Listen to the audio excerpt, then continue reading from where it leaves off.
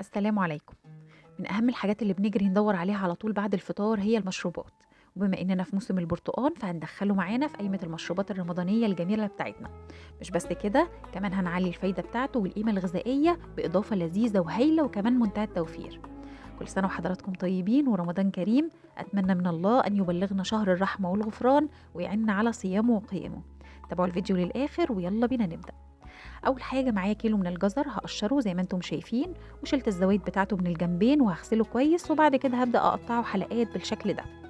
هرفعه بعد كده على النار مع كميه ميه تغطيه بشويه، وهضيف له حوالي كوبايتين ونص من السكر، وطبعا كميه السكر دي بتتغير حسب الاذواق. هقلبه وهسيبه يغلي وهوطي عليه واغطيه واسيبه لغايه ما يستوي تماما ويبرد كمان.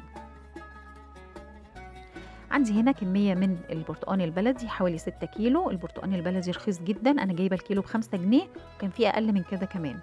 غسلته وهبدأ أقطعه لنصين بالشكل ده عشان يبقى جاهز معايا على العصر على طول. قسمت الكمية كلها، وبالعصارة اليدوية أو الكهربائية اعصري كل كمية البرتقان. تمام كده، دي كل الكمية اللي طلعت معايا أهي، والجزر كمان كان استوى وبرد. هبدأ بقى أضربهم مع بعض كويس. في البداية بدأت أحط شوية من الجزر بالمية بتاعته وشوية من عصير البرتقان.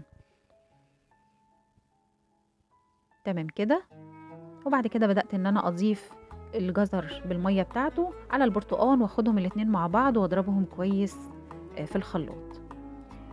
شايفين لونه بقى جميل ازاي؟